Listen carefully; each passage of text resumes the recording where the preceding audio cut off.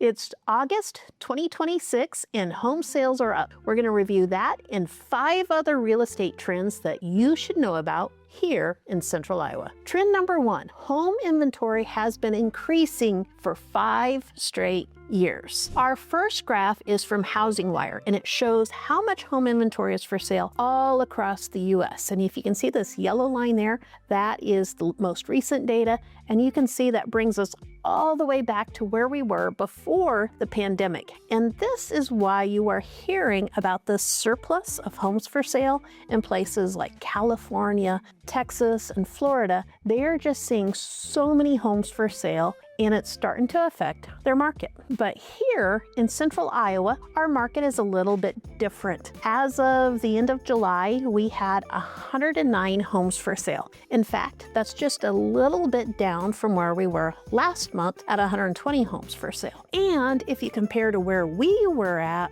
all the way back in 2018, we had 229 homes for sale, which means we have less than half of the number of homes for sale, which really means we've got a shortage of homes for sale. Real estate trend number 2. Despite that limited inventory, we're still seeing a pretty aggressive market. In fact, the number of homes sold year to date is up 4.7% over the same time last year, which brings us to real estate trend number 3. Here in Ames, our average home price appreciation is just over 5%. That's well above our 20-year average, which is closer to that 3 to 4%, which you can kind of see here in Iowa at 3.4%. But that's well above what you're seeing across the rest of the nation, which is averaging around 1.6%. One thing that I think is interesting is we are starting to see a shift in the market, which brings us to real estate trend number 4.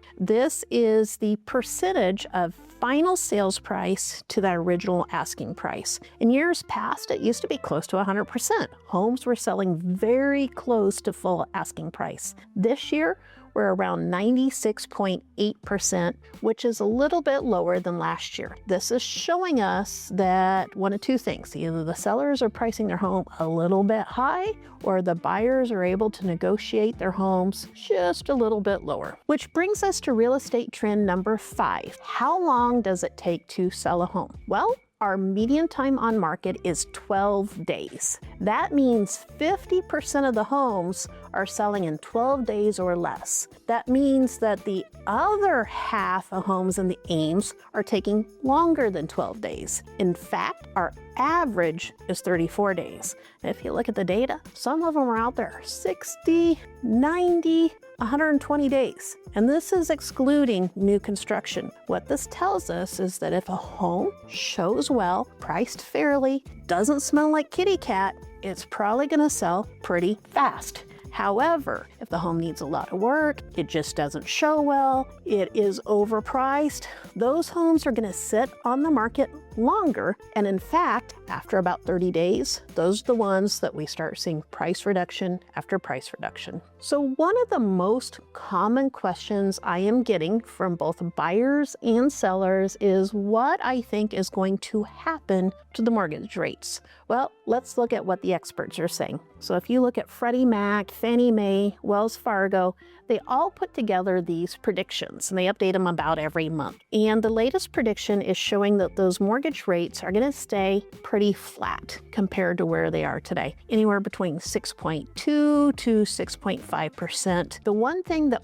I am starting to wonder about is our inflation rate. We know that in years past, when inflation started to get higher and higher, like we are seeing today, sometimes the Federal Reserve would act and they would raise those lending rates with the idea they want to slow down the economy and bring down that inflation. If that happens, most likely those mortgage rates will go up. So I am telling my buyers and sellers today, don't try to time the market just purely looking at interest rates. Time the market based upon what you're looking for. When do you need to move? Where are you going to? Can you find a right house? And that is the number one factor that really determines when the best time to move is. So one thing that I am working on right now is a chart on when the best time to buy and sell a home is. It's a sneak peek into our next monthly video, but here is what I can tell you. Whenever we get into fall and winter, the market does slow. We have fewer buyers, sellers get a little bit more impatient,